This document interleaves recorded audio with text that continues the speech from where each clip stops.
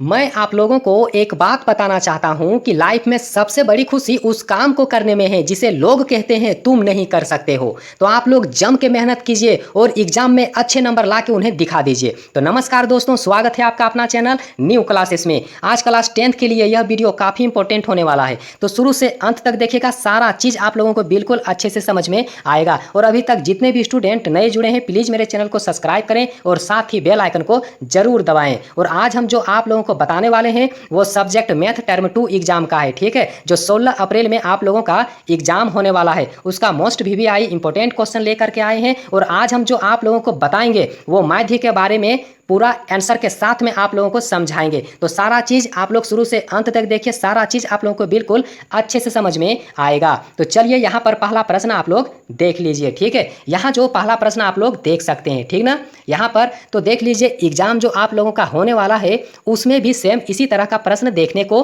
मिलेगा, ठीक है। और वहाँ पर याद रखिए, अगर माध्य निकालने बोलेगा तो उसका सिर्फ 2 गो खंड दिया हुआ रहेगा, ठीक है, एक वर्ग अंतराल का और दूसरा बारंबारता का, ठीक है।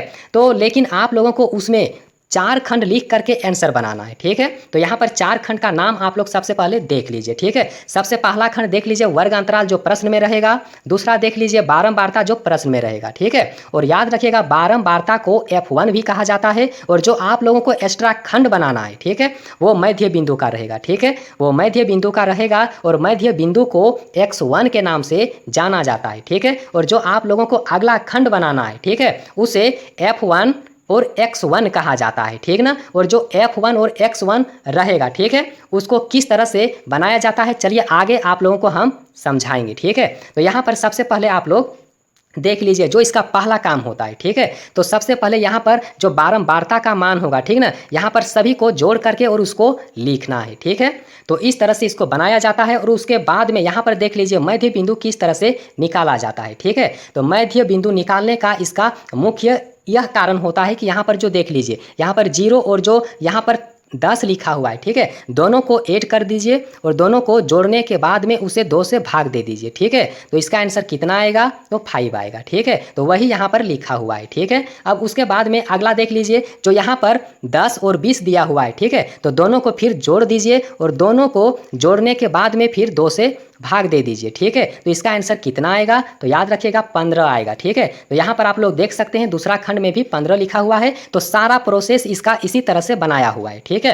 अब उसके बाद में देख लीजिए जो यहाँ पर F1 और X1 है, ठीक ना, जो यहाँ पर F1 और X1 है इसे किस तरह से निकाला जाता है, ठीक है। तो यहाँ पर देख लीजिए जो यहाँ पर F1 आप लोग देख सकते हैं और यहाँ पर X1 देख सकते हैं, ठीक है। दोनों को गुना कर दीजिए और यहाँ पर आपको लिख देना है, ठीक है। यहाँ पर दोनों लाइन को गुना करना है और यहाँ पर आपको लिखना है, ठीक है, यहाँ पर आपको लिख देना है। बस इसी तरह से F1 और X1 को निकाला जाता है, ठीक है। अब उसके बाद में F1 और X1 को यहाँ पर जितना भी टोटल मान दिया हुआ रहेगा, ठीक है, सबको ऐड कर देना है, सबको जोड़ देना है, ठीक है। और उसके बाद में देखिए माध्य का सूत्र क्या होता है, ठीक है। अब उसके बाद में माध्य का सूत्र यहाँ पर देख लीजिए, माध्य का सूत्र होता है यहाँ पर सिग्मा F1 X1 बटे सिग्मा F1 होता है, ठीक है। तो इस तरह से सबसे पहले यहाँ पर देख लीजिए जो यहाँ पर F1 और X1 का मान जो दिया हुआ है, ठीक ना, F1 और X1 का मान जो दिया हुआ है सेम उसी के अनुसार यहाँ पर आप लोगों को सेट करना है, ठीक है।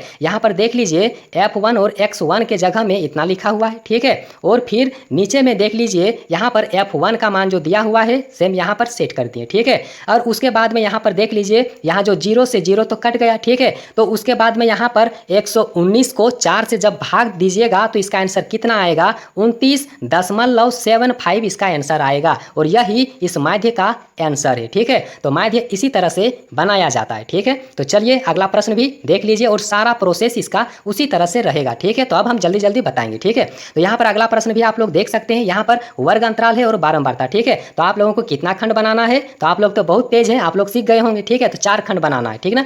तो कौन कौन सा खंड यहाँ पर बनेगा, तो देख लीजिए वर्ग अंतराल का, बारंबारता का, मध्य बिंदु का और F1 और X1 का, ठीक है। तो इस तरह से और इसका फिर सारा प्रोसेस वही है, दोनों को ऐड करना है और ऐड करने के बाद में इसे 2 से भाग दे दीजिए और जो इसका आंसर आएगा यहाँ पर लिख देना है, ठीक है, मध्य बिंदु में लिख देना है। तो इसी तरह से सारा प्रोसेस इसका रहेगा। और उसके बाद में यहाँ जो आप लोग देख सकते हैं F1 और X1, ठीक है, तो इसको किस तरह से निकाला जाता है, तो याद रखिएगा यहाँ जो F1 है और यहाँ X1 है, दोनों को गुना कर दीजिए और यहाँ पर आप लोगों को लिखना है, ठीक है, लिख दीजिए, इस तरह से होगा। और उसके बाद में जो इसका आगे प्रोसेस होता है, यहाँ जो बारंबारता का खंड रहेगा उसको आप लोग ऐड करके रख दीजिए और जो यहाँ पर आप लोग देख सकते हैं F1 और X1 को इसको भी आप लोग जोड़ के रख दीजिए। और जो माध्य का सूत्र होता है, ठीक ना, जो माध्य का सूत्र होता है सिग्मा F1 X1 बटे सिग्मा F1, ठीक है, तो इसके जगह में इसका मान को सेट करना है और सेट करने के बाद में उसको फिर उतना से भाग दे दीजिए, उसका आंसर आ जाएगा, ठीक है। तो ये रहा दूसरा माध्य का आंसर, ठीक है। अब अगला देख लीजिए, अगला प्रश्न, यहाँ पर अगला प्रश्न आप लोग सेम देख सकते हैं और इसी तरह से एग्जाम में भी आपको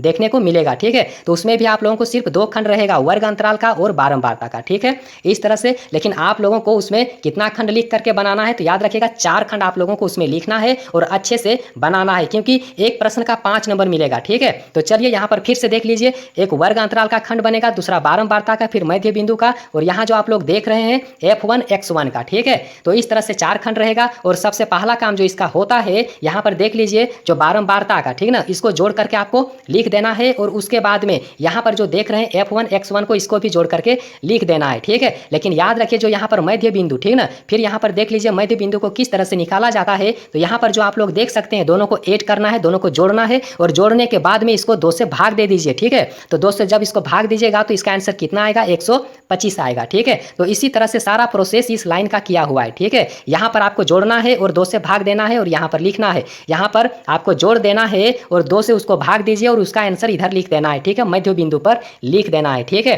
अब उसके बाद में जो इसका अगला प्रोसेस होता है, तो यहाँ पर देख लीजिए F1 और X1 को किस तरह से निकाला जाता है, ठीक है। तो याद रखिएगा यहाँ जो आप लोग देख रहे हैं F1 और यहाँ पर X1, दोनों को गुना कर दीजिए और यहाँ पर लिखते जाइए, ठीक है, दोनों को गुना करते जाइए और यहाँ पर लिखते जाइए, ठीक है, इस तरह से। और उसके बाद में जो माध्य का सूत्र होता है, ठीक ना, जो माध्य का सूत्र होता है, तो देख लीजिए माध्य का सूत्र क्या होता है, ठीक ना, सिग्मा F1 X1 बटे सिग्मा F1 होता है, ठीक है। तो याद रखिएगा सिग्मा F1 X1 के जगह में उसका मान सेट कर दीजिए और सिग्मा F1 के जगह में उसका मान सेट कर दीजिए और फिर दोनों को यहाँ पर भाग दे दीजिए। तो इसका आंसर कितना आएगा, तो याद रखिएगा इसका आंसर 211 आएगा, ठीक है। तो इसी तरह से माध्य बनाया जाता है। तो वीडियो कैसा लगा, वीडियो अच्छा लगा तो वीडियो को लाइक कीजिए, अपने दोस्तों के पास शेयर कीजिए और वीडियो देखने के लिए बहुत बहुत धन्यवाद।